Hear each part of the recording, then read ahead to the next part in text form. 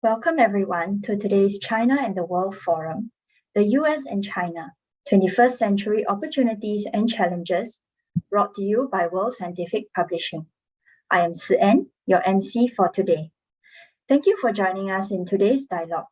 This forum is organized by World Scientific's journal, China and the World, Ancient and Modern Silk Road, to promote communication and exchange on China and BRI-related themes. The China and the World Journal is pleased to announce that its latest issue can be freely accessed by creating an account with World Scientific. Please visit the journal's website in the chat box for more information. Just a few housekeeping notes before we start. You are most welcome to leave your cameras on, but please keep your mics muted while the forum is ongoing. There will be a Q&A session after the talk, so please feel free to post your questions in the chat at any time. After posting your question in the chat, you may be invited to unmute yourself and read it out during the Q&A session if you are comfortable doing so. Also, this webinar will be recorded and posted online.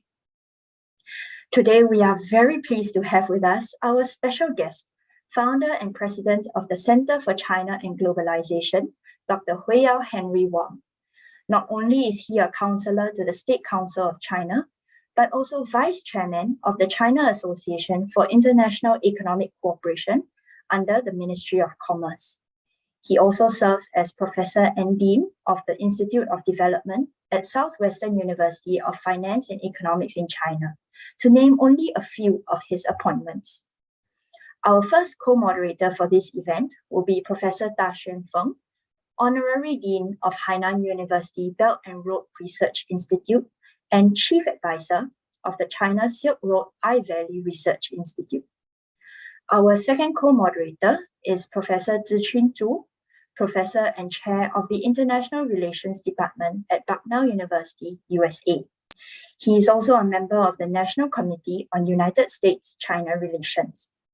Professor Wang, Professor Feng, and Professor Zhu are executive editors for the China and the World Journal. I will now hand over the time to Professor Feng to say a few words of introduction for the journal. Good morning or good evening, ladies and gentlemen from all corners of the world. Welcome to this webinar on a subject that I think that we have to agree is almost changing daily as the relationship between the United States and China continues to evolve, as some would say, deteriorate. The journal it started about 5 years ago, or 4 years ago, and this particular journal came out of Asia, especially at the time where we wanted to have an opportunity, a platform for people to voice their opinions, concerns, and ideas about China in the 21st century. And we wanted to do it especially in English language so that it's communicable to nearly everyone on earth. I'm very excited that my two colleagues today, Henry Wang and Professor Zhu, are also co-editors of this journal. We welcome people to send in your articles for consideration. This is a fast-growing journal. At this point, let me hand over the screen to Henry, who will begin the discussion of today's topic. Henry, the screen is yours. Okay, thank you. Thank you, Professor Feng, and also Professor Zhu, and also Citoyenne, and also all the distinguished guests and audience. Good evening or good morning, depending where you are. So this is really fascinating. We're talking about China and the world in the 21st century, opportunities and the challenges. But I actually like to maybe to start with to share some of the observation I have. You know, I have several points to really kick off this dialogue. The first is China and US is under a period of readjustment. So next month marks the 50 years of an anniversary of Nixon's historic visit to China and signing of Shanghai Communique, which was a significant step towards normalization of Sino-American relations. And that actually paved the way for the diplomatic ties between China and the US since 1979. So since then, arguably since the end of the probably Clinton administration, the US-China relation have been actually deteriorating and reached its lowest point during the Trump years. Although many have argued no significant changes in the US-China relation has been seen since the Biden took office, there are clear signs the relationship entered a period of readjustment. I talked to Joseph Nye actually not long ago. He was talking about cooperative rivalry.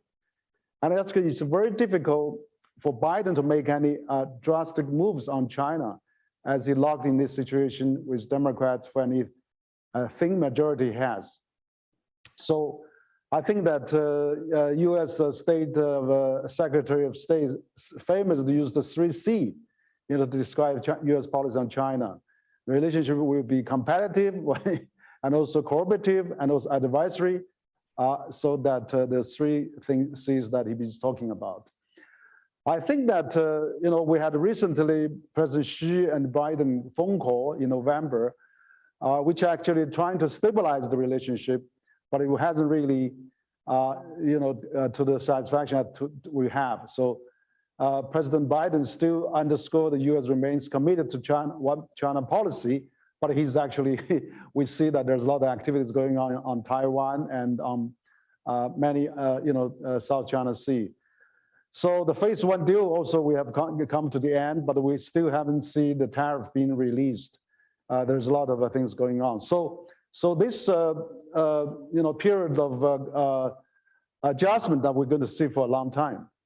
I think now we're also getting, the second point is that we're getting the competition, cooperative competition.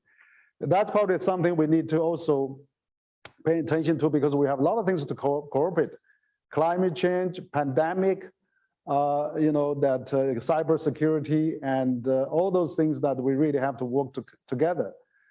And on the climate change, the US and China are two largest CO2 emitters. And we really have to work together and so that to avoid the catastrophe. And also we see the climate change is really deteriorating. We see that pandemic is really ramping still. And it's unfortunate that we haven't really worked together. So cooperation is really the cornerstone for US and China. We have to really work on that.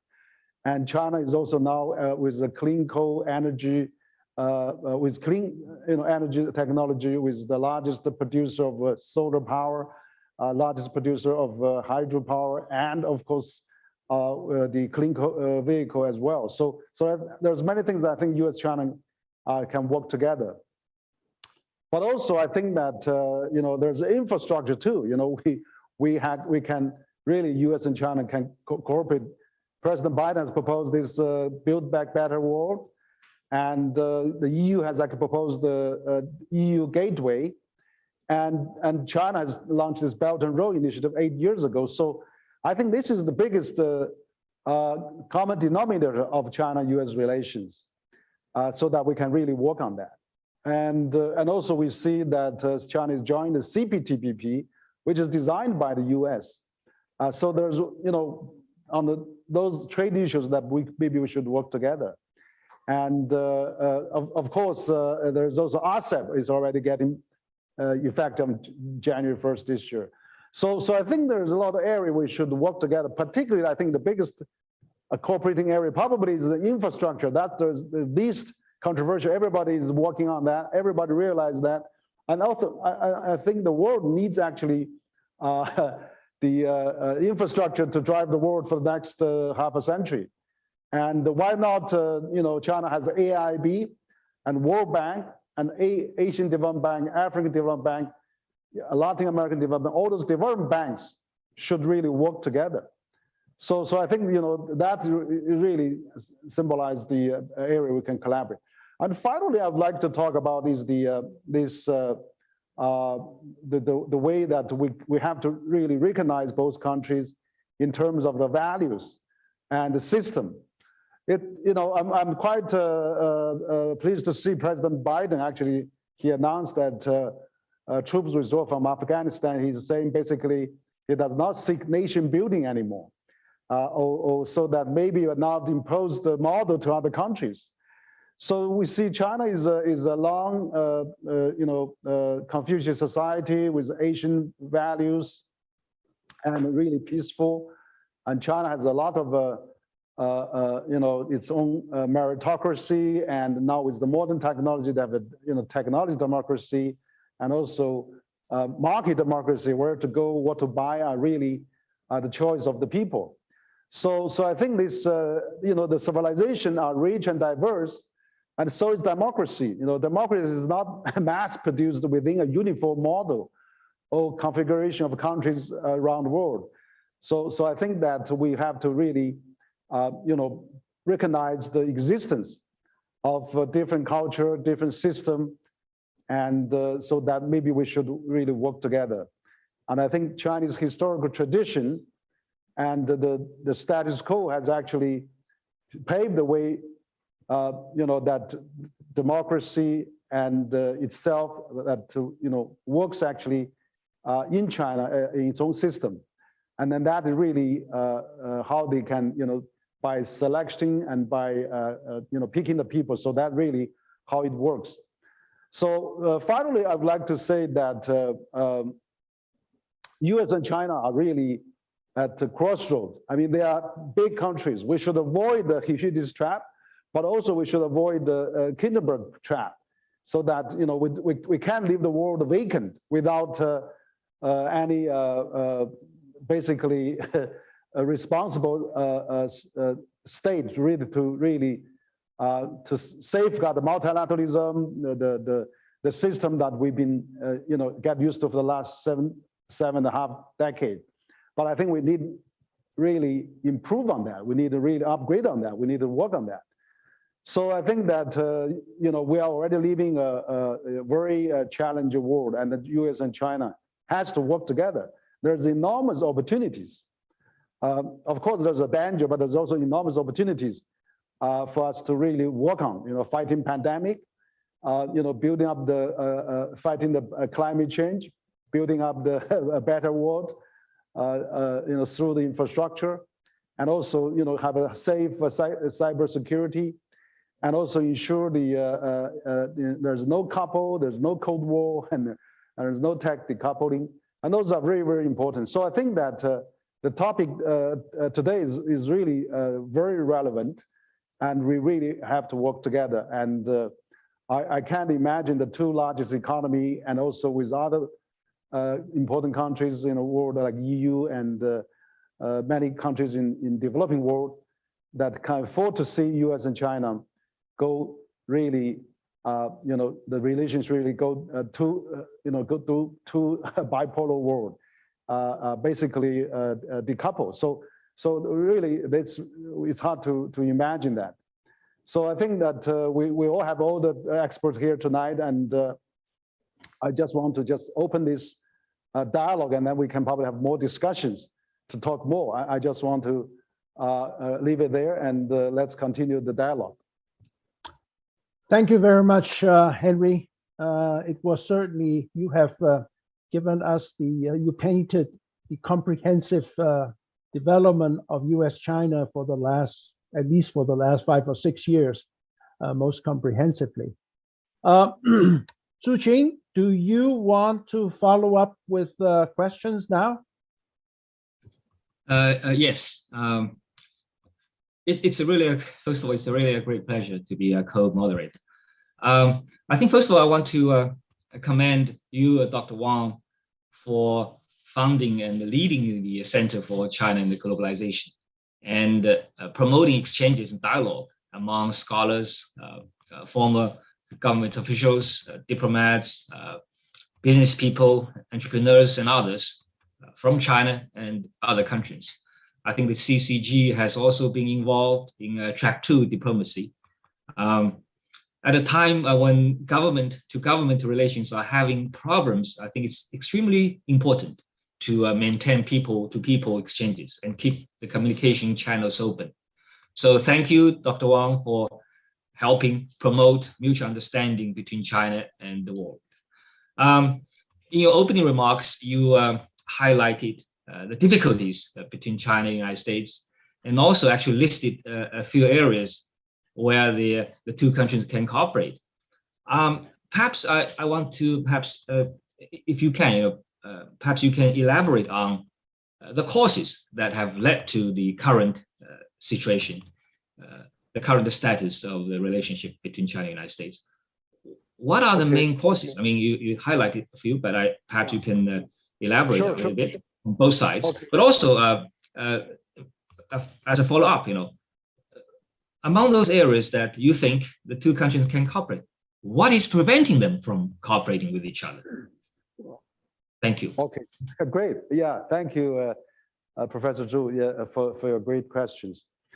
I think the causes for what has happening is actually, as I said, this is the year of 50 years ago when Nixon visited China. The U.S. and China starting to warm up, and then for the last 5 decades, there's enormous exchanges and dialogues and trade and people-to-people exchanges going on in between the two largest, economy in the world, actually, particularly in the last decade. What I've seen is actually where it went wrong is first of all, I think that U.S. was thinking, for example, 20 years ago when China joined the WTO, that U.S. was thinking, okay, we can turn China into a U.S. or Western style kind of a model or style democracy, but that they haven't really, gradually they found that they didn't see that happening. I think that is one probably the main reason for that. That is really one of the main reasons that they were hoping China can converge, and then it turned out China, stand on its own and actually develop quite well. So that's something I think, going to take years for people to change back, because that kind of ideological differences has been embedded in people's mind, particularly in American elite, for some time. So that actually, I think, the reason number one. Number two is that China has been developing so fast, so effectively, and actually lifted 800 million people out of poverty, representing 70% of the global poverty reduction. That's enormous. So I think there is you can say admiration, there could be envy, could be jealousy, could, a human being nature. I mean, that happens. So if China is doing well and then you are different, there's also people felt that you are not right. So I think there's another reason for that. And thirdly is it's also difficult is because China has a different culture. China has a different language. It's not a Western country. It's our Oriental country. China has 5,000-year history, and the civilization never interrupted, for many years throughout history. So that is also hard to understand too. It's difficult to understand China sometimes. I think the last reason I could attribute that probably is also China needs to do more on the narrative, because I think China has done so well, but then we still yet to come up with a framework, theoretical framework to explain the success behind that, and which is also ring the bell to the people outside China. So I think that is also, China has done quite a lot of that, but still not enough. So those are probably the reasons that I think where has led to this kind of a diversion or maybe potential conflict as well. I think, and if I have to give another reason, finally, is the value. For example, people view democracy, people view ideology, development model, governance style, also human rights. There's a variety of different views on that. So that has led to a lot of potential, disagreement, argument, even conflict. So I think those are probably major reasons that led to this. The area I think that we can collaborate in the future. I mean, we have to. People know the pandemic. We have to collaborate. Climate change. We have to climate. And recently, also 5 states have signed this nuclear, nuclear weapon deal recently announced that they have to restrict the use of that. That is a good sign that they can collaborate. Issues like North Korea, Iran, they can collaborate. So I think, and also of course there is infrastructure they can collaborate with developing countries. So I think there's quite a few areas that still we need each other. We cannot really continue to separate. I mean, maybe just to answer in a nutshell, yeah. Thank you very much. I think, again, you have zeroed in some of the critical reasons why the two major economic powers of the world today is showing more and more animosity, which I hope in this today's discussion, we can elaborate on some of the ways to alleviate that. Let's get to one of the hard problems, the hardest problem right now between the US and China. I think everyone would agree that it is the issue of Taiwan. Undoubtedly, in the last month, 2 or 3, Taiwan has emerged or re-emerged as a potentially most explosive issue between the two countries. As we know, the United States Congress has passed several new bills, and also the administration, even under Biden now, has significantly upgraded the so-called unofficial relations with Taiwan. In sort of playing around with the words of one China policy, making people very uncomfortable. So in your view, Henry, how dangerous is the Taiwan Straits today? Why are the tensions so high there from the US point of view and from the Chinese point of view? And what do you think are the prospects of peaceful unifications or reunifications between Taiwan and the mainland? And quite recently, I think President Xi Jinping, once again in his recent comments, made it very clear that reunification is a definite goal for all Chinese people. Thank you. Yeah, thank you, Professor Fong. Actually, you are right. I mean, Taiwan is probably the hottest spot. I mean, the most sensitive spot also in the Sino-US relations. I think that if this Taiwan issue is not handled properly or carefully, it could ruin everything. So it's really very, very dangerous and very, very explosive if we are not careful. So what I think, what has led to the situation is that because there is the DPK, the Taiwan Democratic Party,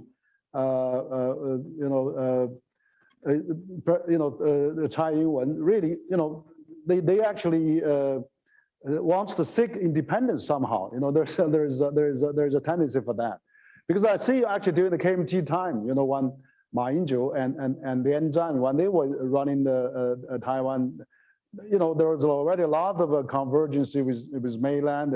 China, Taiwan is the largest, in terms of the trade surplus with the mainland, has enjoyed one of the largest trade surplus, and also, the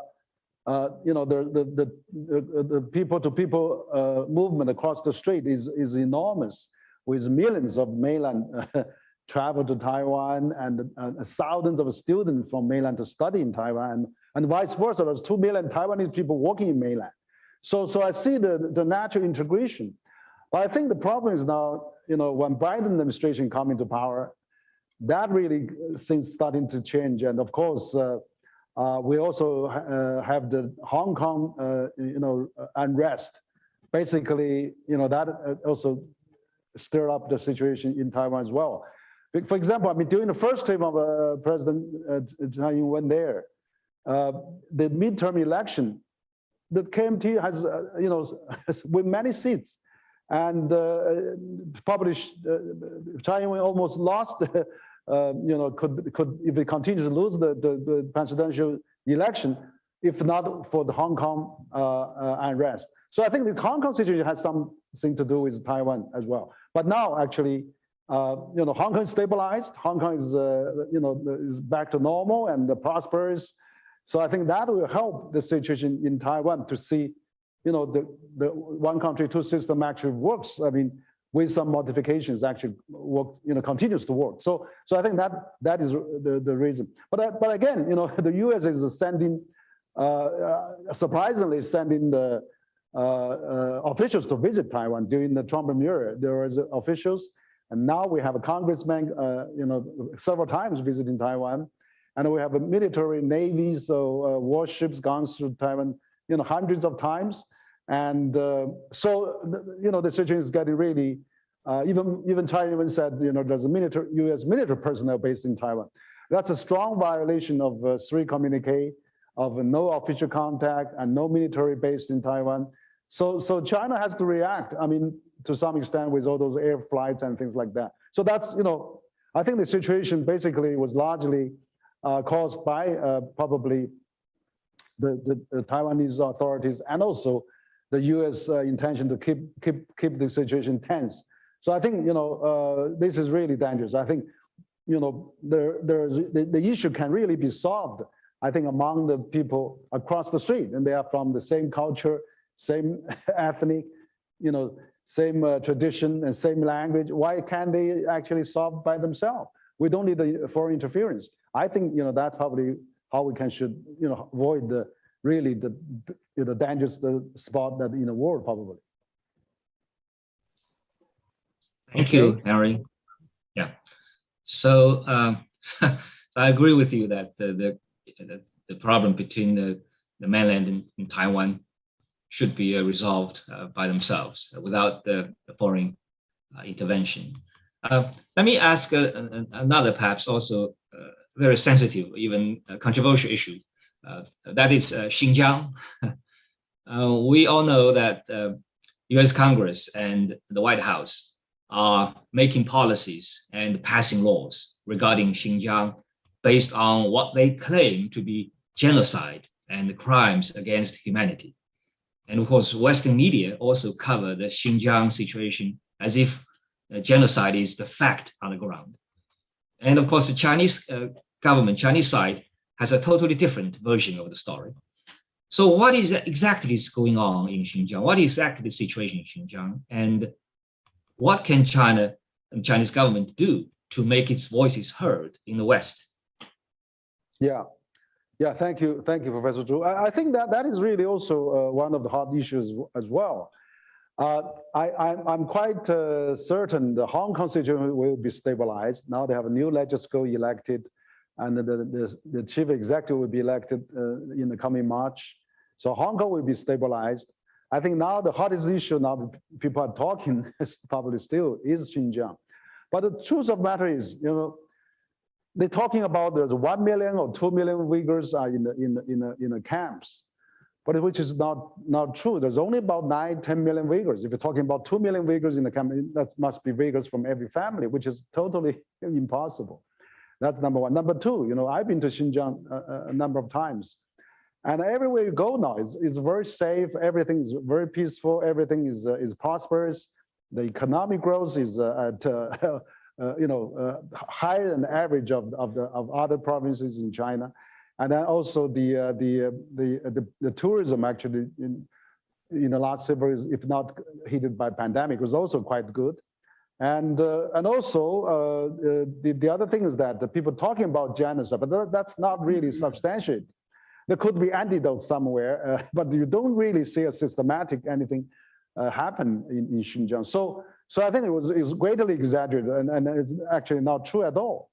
And what actually happening is, if some people coming out of Xinjiang and then talk about individual situation there could be something happen to that particular individual, but it's not really as said to the massive population. That's never happened.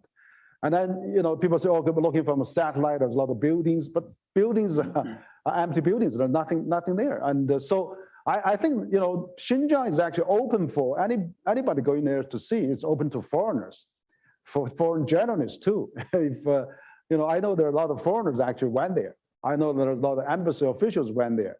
I'm sure they sent in the report back as well. They couldn't find anything to substantiate the claims that there's a genocide in Xinjiang. So I think it's not really possible to see that. And you can grab a flight and go to Xinjiang to see it personally, as a matter of fact. And now we have a new party secretary now for Xinjiang, and he actually seeking the comments on the internet. Say, how do I, what can you make recommendation to build a better Xinjiang, and what are your suggesting recommendations sent to me? So there was calling for proposals, for the recommendations to how to do better. So I think they are very open. People are safe. Anywhere you go in Xinjiang, you don't worry. It's a really a great situation. So I think this pandemic is really bad, preventing many more people to come to see it. I really hope there'll be more foreign visitors to come to Xinjiang and see it, so that we can get this kind of unsubstantiated claims out of the actually the hot attention of the media.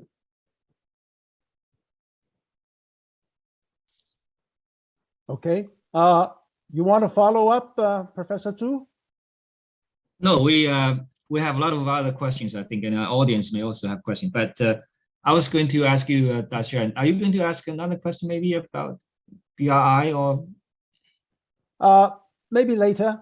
Maybe we can ask, well, I'd like to invite a very distinguished participant today. His name is Norman Pearlstein. Norm was the former editor-in-chief of Wall Street Journal as well as Los Angeles Times. He has taken the time to actually join into the discussion. Norm, are you still there? Oh, yes, you are. Would you like to ask a follow-up question or a question in general? Yes. Well, thank you very much for the opportunity to join the conversation and to learn from you and your colleagues on the panel, whose perspectives are not often well publicized or understood within the U.S., certainly in recent years. I think that there are a number of questions that come to mind, but for many Americans, I think it is difficult to fully appreciate the role of Xi Jinping in China and what we've observed over the last years since his coming to power toward the end of 2013, beginning of 2014. And I would be curious as to whether Dr. Wang feels that his years are a logical and natural extension of his three predecessors, specifically Deng, Zhang, and Hu, or whether he is really either a throwback to prior times or creating a new set of beliefs and values that are in many ways different from what at least many people outside of China thought they were observing in the 2 decades, say, prior to his coming to power. Okay, thank you for the question. I think actually China, just celebrated the centennial, last year, and the 100 years anniversary of the founding of the Communist Party of China. So I think there is a logic, there is a tradition, there is a continuity of that CPC movement. Actually, they have founded the People's Republic. They have actually build up the infrastructure, build up the industrial system, build up the social system. So I think overall, you have to say it's quite successful, particularly in the last 4 decades, since China opened up. So I think, President Xi actually, carried the tradition of the CPC, since Mao to continuously to Deng and to Jiang, to Hu, and until him now. And I think he's carried that tradition very well. And of course, with upgrade, with a lot of improvement, with a lot of creation and innovation. So I think basically for the last 10 years, for example, since President Xi is taking over, you see China now. There's the tremendous changes, transformations going on there. For example, the infrastructure, we're now in a much better infrastructure. China has become more active. China proposed this Belt and Road Initiative, which is a new master plan for the developing countries to really undertaking the development. China has launched this. Also, China is forming some new concept, for example, building a community with shared future. China is more supportive. China becomes second largest donor to the United Nations. China provides 10% of the budget for WTO. China is, for example, during the current pandemic fighting, China already donated 2 billion doses of vaccine to over 120 countries. China also become for example, in the last 10 years, China become the largest automobile market in the world with 25 million auto production a year. Largest clean energy vehicle in the world. Largest solar power energy in the world, and also largest wind power, hydropower. I mean, the list goes on. So I think, the reason they can do that is that they have a one strong leadership, party leadership, also with the President Xi at the core. But also, I think, there's a system, the continuity of the CPC, because the one 5-year plan after another 5-year plan after another 5-year plan, centennial plan, and another centennial plan for the People's Republic. So I think there's a logic, and with 5,000 years history, uninterrupted civilization until today. So I think there must be some logic. There must be some internal rhythm that they have to, they must be done something right. So I think, how we can really interpret by the Western countries is quite, is quite interesting as well, because China has a different system. So I think now, we're kind of, for example, the whole world now is paying attention to the infrastructure. President Biden announced 1.2 trillion infrastructure plan. European, chairman announced this 300 billion euro, Europe gateway. So now, because China already working on that 8 years ago on Belt and Road. So I think, we can have a different system, but we should work together. So I think the Chinese, China has always have a very strong central government, have a very strong leadership.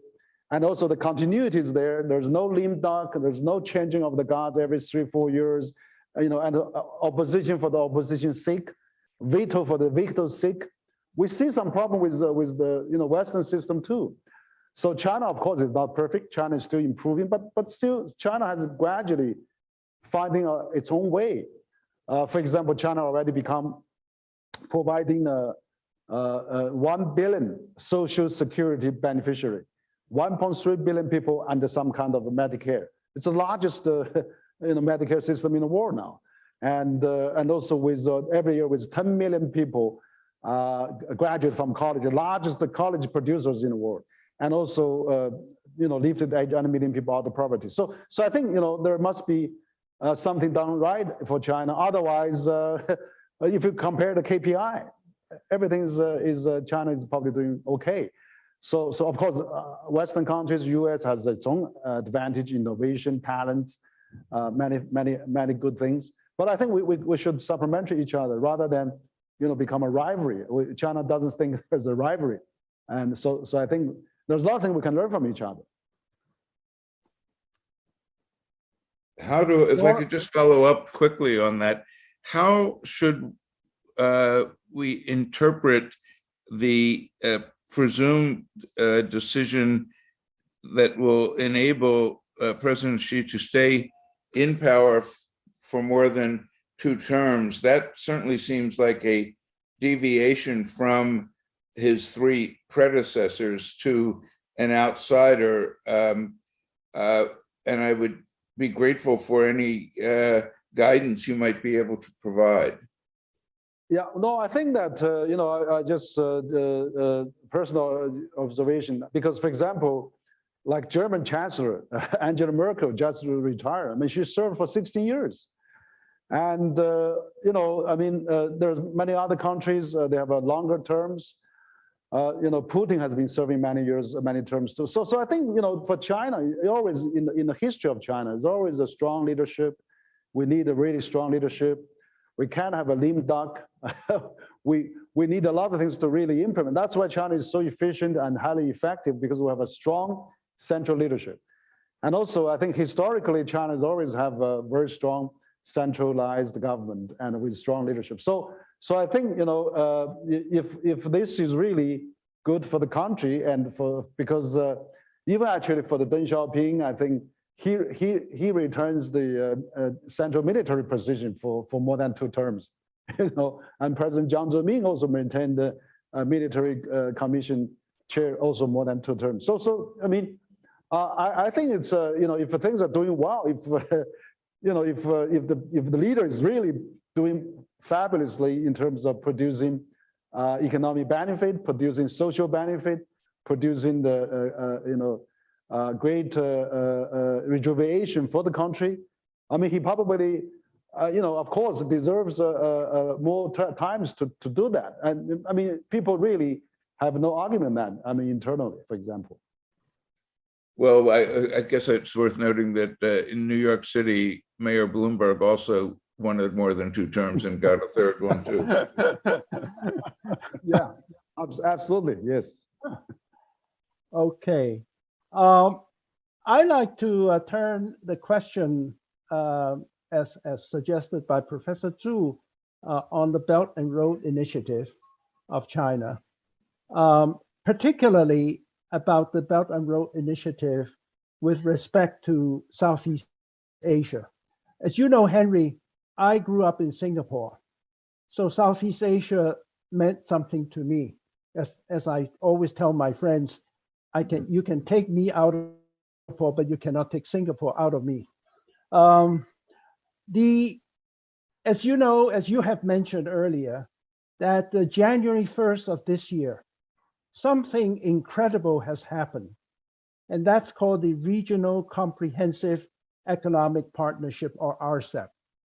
And RCEP primarily is run and driven by the ASEAN 10 nations, with China, of course, being a very, very important component. And the other thing that has happened within ASEAN is that the high-speed rail between Kunming and Vientiane of Laos has been completed. This is the first time for a poor Southeast Asian nation like Laos suddenly jump from almost no train to high-speed rail within 5 years.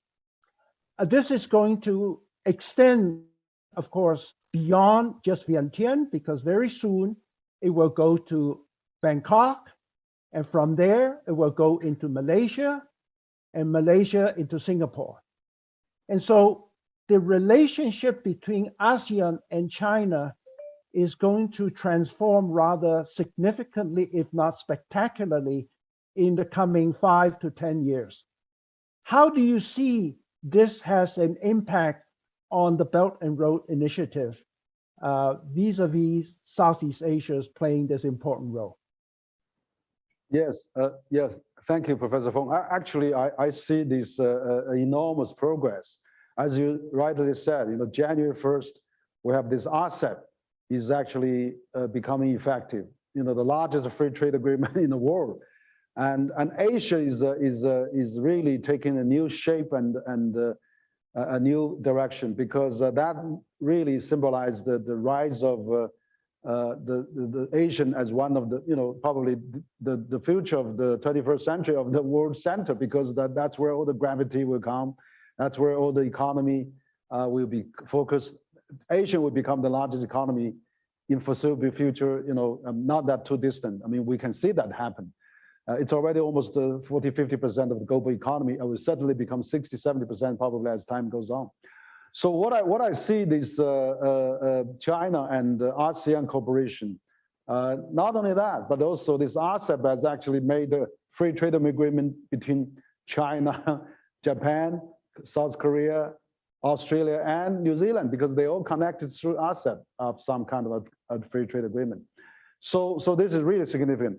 But also more than that, China is really leading country now in terms of the infrastructure. For example, China has 2/3 of global speed railway.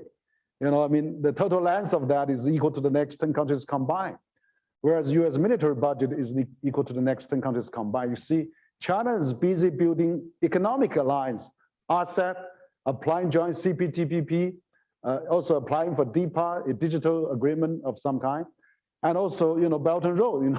Where I see maybe, like U.S. is building up AUKUS, and then, Quad or Indo-Pacific Security Alliance.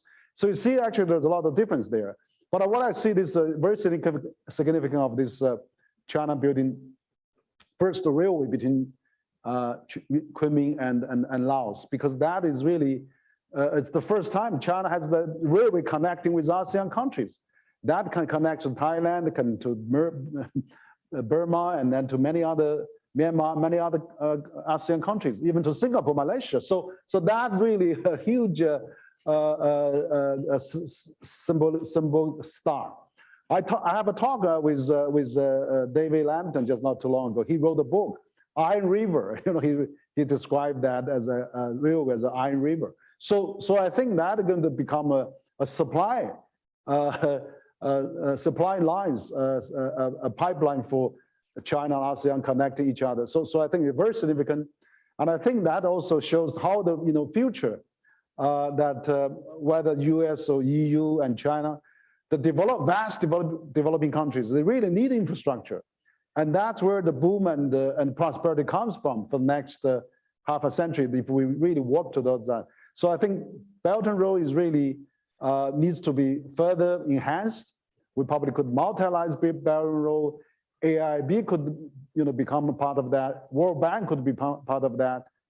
Asian Development Bank could be part of that. And let's really work together. I mean, BI, B3W, EU Gateway, we should combine. So for the benefit of developing countries. And I think this China Laos Railway service is a good example.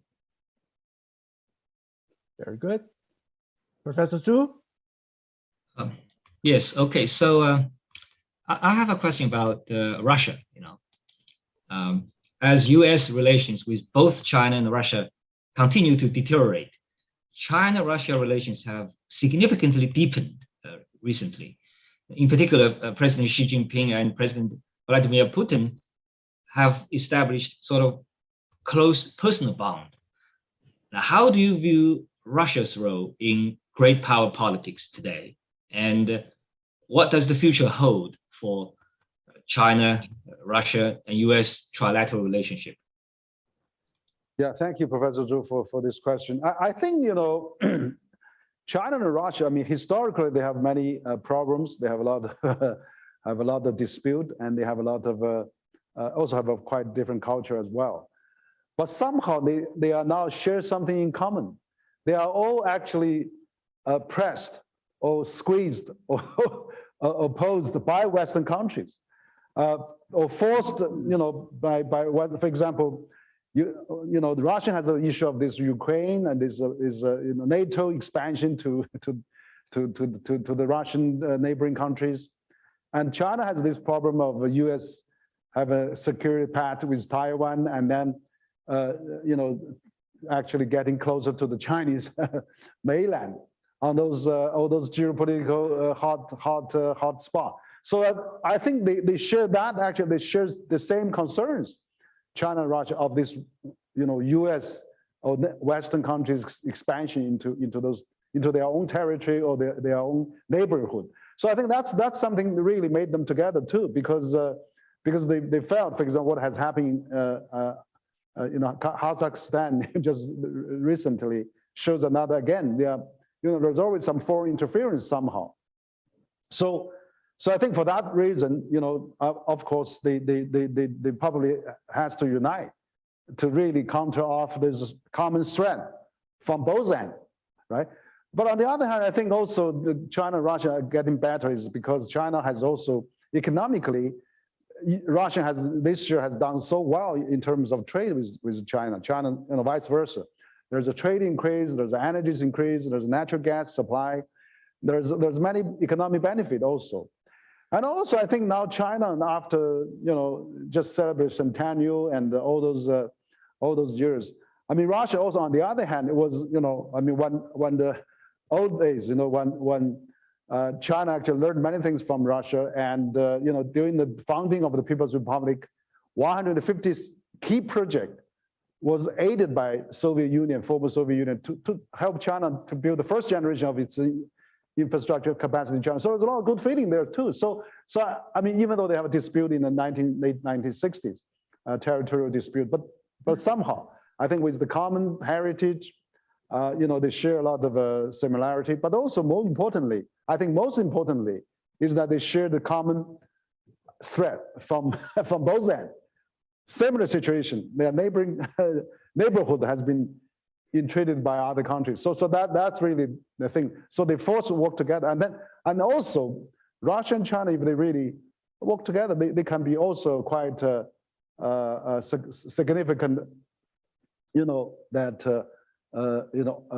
opposition to any threat that they may face. So it's actually mutually assured of safety. I would say that.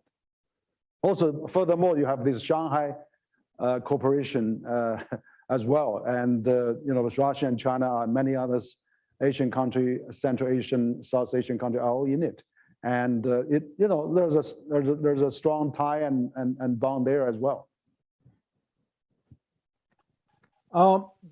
Yeah, this is to talk about Russia and China is a great segue into the question that's on my mind, and that is China and India. Quite recently, Russia had worked with India to agree that India will also participate in the Olympics. Although I don't know how many people that actually will come from India as a sportsman, but India has said that we are coming to the Olympics. The relationship between China and India is always an intriguing one, if not a questionable one. India is the second largest in population in the world. If you add China and India together, they're almost 40% of humanity. And throughout history, China and India never had any conflict until 1962. And that conflict, by comparison to all the wars we have in the Second World War and so on, is relatively small. Some people might even call it a skirmish. But somehow, from 1962 onwards until today, India and China somehow have difficulty coming together to work for humanity's sake. After all, they are 40% of humans' population. One of the things that always surprises me is that even though India is just next to China with 1.3 billion people, the number of Chinese universities that actually spend having real interest in studying India's ways and means and histories and so on is very few. And I also know that among India, with 1.3 billion people, the number of people that actually speak Chinese is measured in the thousands. So essentially that's zero. How do you see India and China progress onwards. I think this is quite important, no? Yeah, no, absolutely. I agree with you, Professor, on that point. So Professor Feng, actually, you raised a very good question. What I think actually, both India and China are great civilizations. They're really great countries. They're the two largest, most populous countries in the world. And as you said, the two countries combined account 40%, even more than 40% of the global population.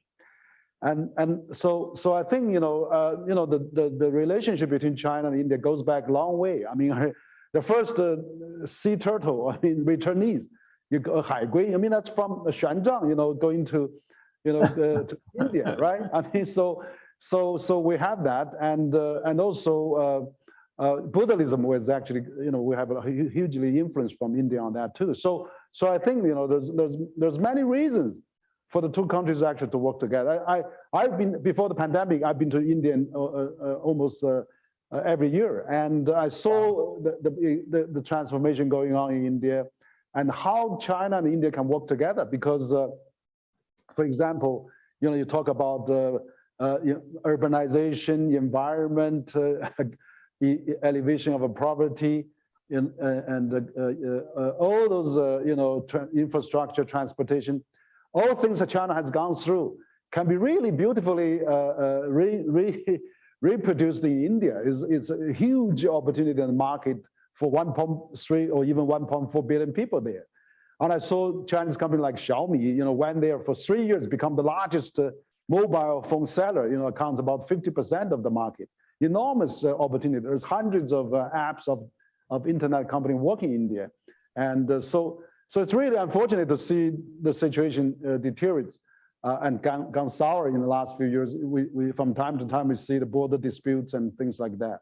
But I'm glad to see President Modi announced that India is going to join the Olympic and not going to boycott Olympic. I hope that we can go back to the days when Modi visited Wuhan, in China. They had a really great visit, and President Xi visited India.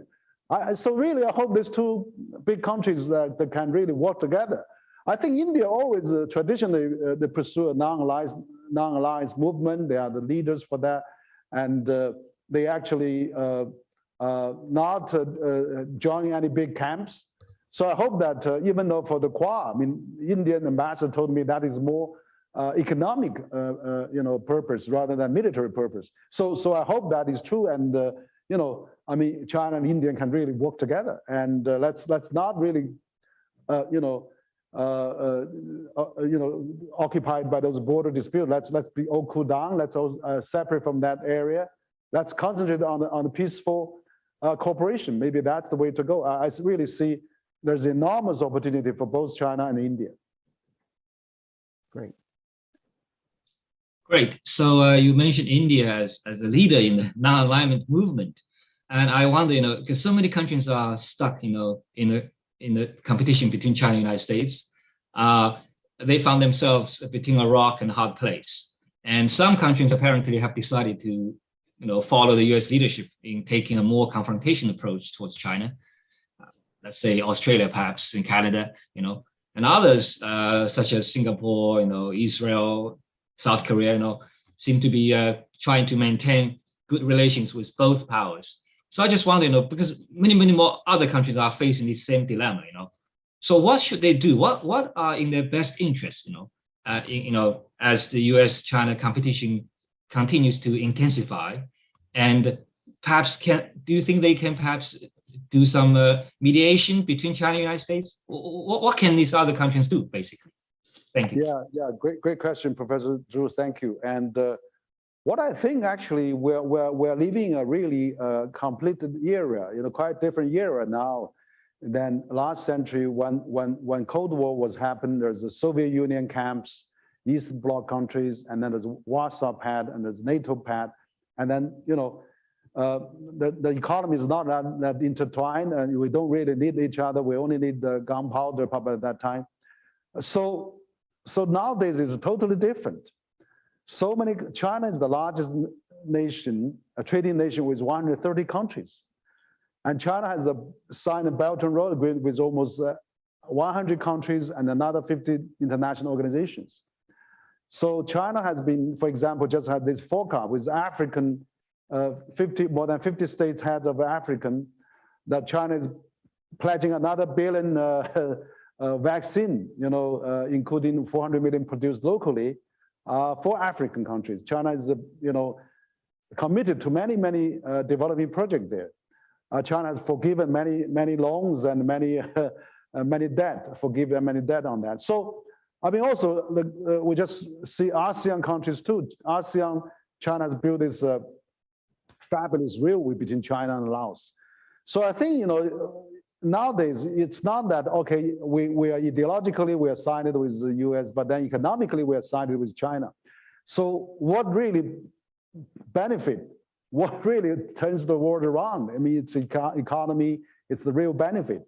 So I think it's totally different from the last century in the Soviet Union era, that where countries can only survive if you have to team up with one camp or another. But now, basically they all team up. They can really economic benefit. China will be the largest economy in the world.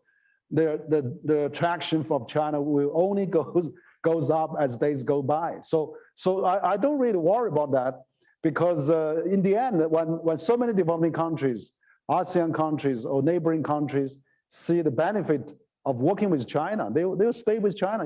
If they feel China has no threat, and there's no China never colonized any place, China never sent troops to occupy any countries, there's no military base stationed outside China, why they worry about China? So I think that even on the South China Sea, China can really solve that between China and the ASEAN countries with South China Code of Conduct and joint exploration, joint development. So I think if there's no foreign interference, US used to say we don't take sides on the South China Sea. Now they are not only taking sides, they are actually the main confronter now in the South China Sea. It's totally different now. So I think if countries all see the benefit of working with China, I don't think they'll really pick a side or try to side with US or whatever. I think they will probably. I think the economic common sense will prevail.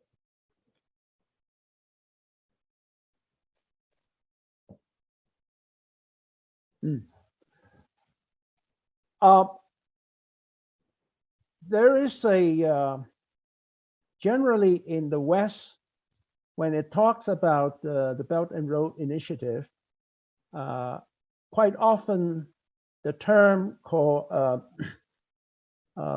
it's called debt trap, that China, essentially China is using this to set up that trap. Quite recently, there is a very, very extensive article written by Professor Browdingen in the Atlanta, which says that this concept that the West is proposing is really a myth. What do you think of that? Because a lot of people, certainly in the Western media, you still hear this quite a bit. How does China think about this issue? You see, that's really the disadvantage China has, because China doesn't speak English. The 90% of the prominent media in the world is in English, and also dominated by the Western countries. And so talk about the debt trap. I mean, I don't know how many reporters has really gone up to see that the different countries. For example, I mean, all those good stories, they probably hasn't really reported much. I think there used to be a Rodian group, in the U.S., Rodian Consulting. They published their investment in the U.S. and China. They actually done a study on the so-called debt trap, and I kind of remember, they actually come up. They studied the 40% of the project of China in the Belt and Road countries. There's very few on that trap, but there are probably some 20% of the debt issues, but most of that was forgiven, and China already out of that. And then there's also maybe a few rescheduling of the debt payment. You know, you're talking about real debt issue. There's a very, very tiny percentage. So I think that really confirms what you has just said of the another professor, which had it's really a myth, you know, if not a bias. So I think, you know, it's really largely actually quite good for many countries. There are many presidents of the country, African countries, spoke out on the benefit of China.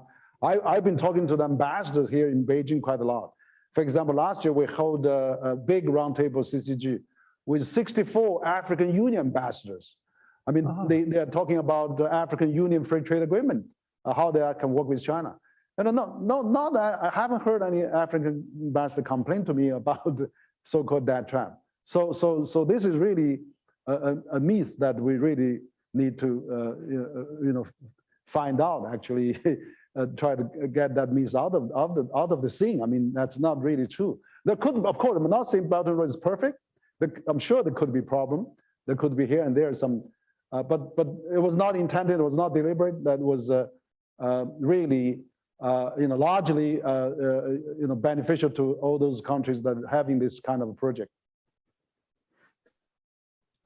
Yes. I think okay. Sorry. Go ahead. Go ahead. Okay, so I think this label, you know, debt trap diplomacy, has a lot to do with how China's diplomacy or foreign policy in general is perceived outside China, which leads me to another question for you, Henry. You know, that is China's international image. You know, we all know that you know, China's international image is very mixed. You know, generally speaking, in developing countries, you mentioned Africa, you know, Latin America, you know, Southeast Asia, probably China's image is mostly positive. But in the developed world, in the West, China's image is pretty negative. You know, I just wonder, you know, why is that? You know, and how can China do a better job in improving its international image, especially in the West, and you know, perhaps change people's perception of China's policies? Yeah, thank you, Zuqing. I think you also asked a very good question. You're right. China's relations with developing countries are really great. I mean, last month we had 4 Pacific Alliance ambassadors from Latin American countries come to CCG in this office. You know, we had ambassador from you know, Colombia, from Chile, from Peru, and also from Mexico. You know, 3 of them are CPTPP member countries. They, you know, they all felt now their larger trading partner is China, except Mexico. But all those are really getting Brazil as largest trading partner with China too. So you see, China does have a very good image with Central Asia, with Latin American, African, ASEAN. ASEAN became the largest trading partner with China last year too. I think the problem with even with Western countries, you know, China is the largest trading partner of EU as well. I think fundamentally there is an issue of value. Actually, I think that probably, you know, if it really boils down, it's the value issue, because you know, that's why we have this President Biden called for this democracy summit, but basically he's picking all the countries that he determines whether it's democratic or not. But you see, the democracy concept is, even though it's coming out of Athens, you know, of Greece over 2,000 years ago, that is really a concept has been gradually evolving. And now we are with modern technology, with all the contemporary changing of the time. So I think democracy has to be upgraded as well. For example, in the old days, when the mountain is high, the king or emperor is far away, very autocratic, you know, you need the people to vote to throw him out. But now, you know, with the modern technology, with the media watching, social media, everybody, you know, so, and also all the feasibility study, think tanks, and I mean, leaders in a contemporary world is really knows what's going on, and also with the system that they're not very few times they make bad decisions. They make all the good decisions because of the supporting system, decision-making system supporting them. So I think democracy concept has to change somewhat. does this one man, one vote really solve all the problem? For example, in the US, when you have a vote, I mean, everybody come out to vote, but after you got voted, then all the promises are broken, and all the bipartisan fight comes again. So, I mean, that's not really what we had to see the January 6th of last year. It's really a good example of that. So it's really divided, and also every several years, whenever there's a government elected, is always voted down the previous government policies. But I think in China, for example, they have come out with the experiment of this system with thousands of years of history, that this meritocracy. For example, there's 10 million people goes to exams every year for applying to university, 50 million people, and quite a few million people apply for public servant. It's kind of a selection and election too. So I mean, if you don't have that talent, you won't be able to serve as a public servant. And also all the officials in China, you have to serve from, county level, from city level, provincial to the top. You have to really work your way through with your performance. I mean, so they have its own logic and system. I think that's the problem, is because the Western countries have its own system, China and has its own system. So they felt, this system probably is no good. Like Fukuyama-san just said almost 30 years ago, when the Cold War finished, it's the end of the history, but it's not. So I think that's where Western suspicious, dissatisfaction, even probably dislike and even some resentment comes from, because you have a different system, and yet this system has done so well. I mean, whatever measurement you can measure on the social benefit of the people, on the infrastructure building, on the fast growth economy that the world hasn't seen in any other countries, on such a magnitude of such 1.4 billion people. And yet China is thriving so fast, and now Beijing is the only city to host 2 Olympics. So I think also, of course, China doesn't, it's not an English-speaking country, can't explain too well in the international scene. There's a lot of suspicion, there's a lot of jealousy, maybe there's some misunderstanding going on. So I think this is going to take a long time for countries to really understand each other. Of course, Western countries, US has many advantages. For example, US is a talent tracking country. Most talents goes to the United States. Even during the pandemic, there's 200,000 Chinese students went to the United States. I just read something of the Science Council of the US. 80% of a PhD student from China wants to stay in the US. It's really, China become a talent supply country to the US because of its innovation and attractiveness. So I think there's many things that we can work together. I mean, rather than we really view each other down as a totally different system, because after all, I think we should probably learn from each other. And then also we can have a multipolar world. We should let different systems try. We should really measure by KPI. China is China style of democracy. We have a whole process of democracy, consultative democracy, meritocracy, market democracy, and also, of course, technology democracy. I mean, it's all combined. I mean, whereas US has its own system too. So we all need to improve. We all need to work together. Thank you, Harry. I totally agree. I think, there's no one-size-that-fits-all solution to our problems in the world today. And I think the key here is to continue our dialogue and communication to better understand each other. I think all these countries should approach each other with a sense of humility, understanding that maybe other countries have done a better job in certain ways. We should not, approach each other in this condescending way and try to preach others what to do. I totally agree with you. We are kind of running out of time, and I know it's getting late, but I also really appreciate you staying with us for so late. And I think the relationship between China and the United States is so important, so consequential, that the narrative about this relationship should not be just dominated by hawks. So different voices, rational opinions, like yours, definitely should be heard more frequently and more widely. So I appreciate that, and appreciate the opportunity to engage with you. I don't know the time, but maybe we have a few minutes for just picking up some questions from the chat room. Dasha, how about that? Yes, I think we have a person who wants to ask a question. His name is Max Liu. Max, go ahead. You have to unmute yourself. Okay. Thanks, Dasha. Thanks, Dasha. And Dr. Wang, thank you for giving us the opportunity. Can you hear me, Dasha? Also explain who you are. Okay, yeah. So, yeah, first of all, thanks, Dr. Wang, for giving us the opportunity to chat with you and to hear our insights. This is Max Liu. I came from a Bloomberg New Economy, which is, I think you came to our forum, I think in Beijing and probably also in Singapore before. And today I'm here with an interesting question that's actually, from your response earlier, I had a question.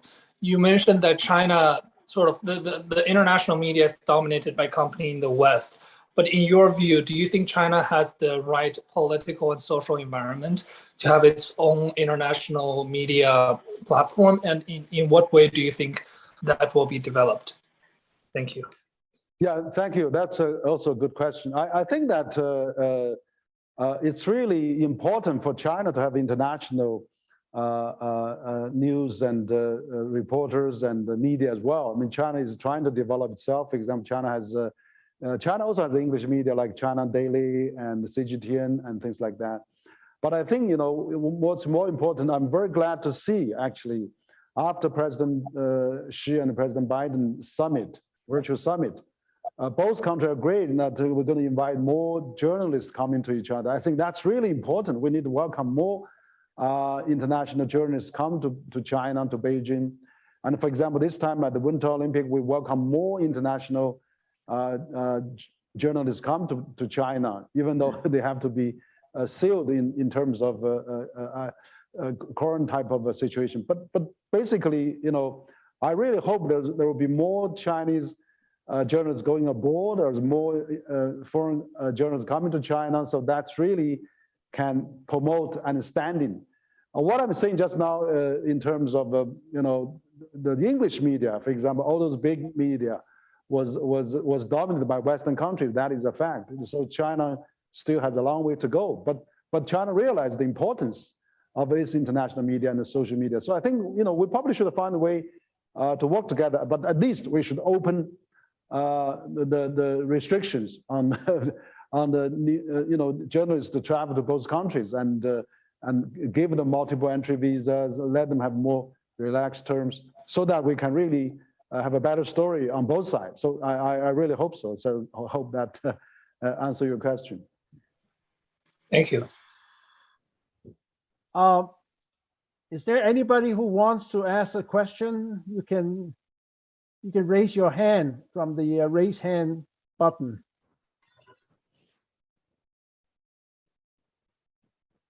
Well, if not, I think I may have enough time to ask one more question. There's no doubt that what was discussed in the last couple of years between US and China is the concept of decoupling. Decoupling, I think, either is not possible or, if possible, very, very dangerous for the world. What is China's view about decoupling between East and the West? We hear often the views from the West, but I would like to hear how the Chinese feel about the possibility of decoupling. Yeah, thank you, Dashan, for your question. First of all, I think the decoupling really is an old concept. Probably during the Soviet Union era, the Cold War really that made the U.S. and the Soviet Union decouple each other, at least economically, and so that's why the Soviet Union was so backward in economy and eventually collapsed out of that. But now, with the globalization, we are really intertwined so much. For example, for the last 4 decades, all the U.S. companies come to China. We have 70,000 U.S. companies set up in China, and then they generate about $700 billion US dollar revenues in China. And now you see all the Fortune 500 of the US company are operating in China. And during the national holiday last year, I just went to the Universal Studio that just newly opened in Beijing, was flooded and packed with the tourists in China. So you see, that's the largest Universal Studio out of the 5 Universal Studios in the world. And but furthermore, I think that it's impossible to decouple. For example, this U.S. now is keep sanction China. You know, the first the sanction of Huawei, and then it's ZTE and many other companies. Now the total number of companies they put on the entity list of their sanctions is over 600 now in China, from China. And yet China hasn't actually sanctioned any countries from any companies from US. You know, as far as I can remember, I haven't seen anyone yet. China, even though published this new regulation on foreign entity list sanction, but they haven't really practiced that yet. So you see, you know, how the US is doing a lot of damage to its not only to the Chinese economy, but also to the US economy. For example, the sanction on the computer chips, on the semiconductor sector, you know, created a crisis for the chips. There's a shortage of chips, and there's a several million cars less produced in the world because of this shortage of the computer chips that can be used for the automobiles, and also even telephones too, mobile as well. So what I think is now, how can you do that? For example, I just had 2 nights ago, I had a conversation dialogue with Ed Fuller, the founder of Heritage Foundation, and also Terry Bernstein, the former US ambassador to China. I mean, Terry Bernstein told me, you know, the land, actually they had a record number of agricultural sales to China last year. And so the agricultural land becomes more expensive now actually to acquire in the middle, in Iowa, in those places. So I think that, you know, agriculturally, China has many deserts, mountain areas. US has a lot of fertile land. They can supply a lot of agricultural food products to China. Technology company, Apple makes 90 to 95% of its Apple computers and phone calls, everything in China. Right. Qualcomm sells 60% of this, you know, products in China, revenue in China. Intel sells 60% in China. So how can they decouple? I mean, you know, they were hurting themselves. So I think this kind of a reorientation process, adjustment period, will take a few years. But gradually, I mean, like US-China Business Council, American Chamber of Commerce, they have done surveys again and again, and most American company wants to stay in China, wants to expand in China, wants to invest in China. Nobody wants to return back. So how can you decouple on that? So it's impossible. And also there's a people-to-people exchanges. I was told by the Charge d'Affaires of the US embassy here in Beijing that they told me they issued almost over 200,000 visas for the Chinese students to go to the United States during the pandemic last year. So how can you decouple? So I think, you know, we are totally in a different intertwined era, and you know, why, you know, I mean, so if you're hurting China, you are hurting yourself too. So, and vice versa. So I think that it makes no sense, and to do that. So my advice would be, you know, we have a lot of differences. We are getting into a new phase of the relation, a new realistic approach towards the bilateral relation. There will be adjustment on both sides. Like I was talking to Joseph Nye, he was saying maybe by 2035 now people come to realize, you know, we have to sit down and work together and peacefully coexist. You know, like Graham Allison was saying, China and the US is a twin. You cannot separate. And also if you know, if we really do damage to one the other, we also suffer as well. So my feeling is that we probably get in the competition, you know, cooperative and competition era, you know, that but let's have a peaceful competition. That's Olympic style competition. So I think the motto for Olympics this year, Winter Olympic, they have added the, you know, from 3 words to 4 words now. faster, higher, stronger together, so we can't separate, we have to be together. Professor Zhu, would you like to come up with the summary of today? Well, yeah, I mean, unless there's another question from the audience, but otherwise, I think this will bring to the end of our forum today. And I think we can't thank you enough, Henry, for joining us and providing such insightful, fruitful thought. And we wish you and the CCG continued success in the future. And we hope to do this again, maybe in the future. And I also want to thank our audience members who have stayed here online till the end. Thank you for your support for our program. That's all from me. Thank you very much, and enjoy the weekend, Henry, and happy Chinese New Year. Thank you.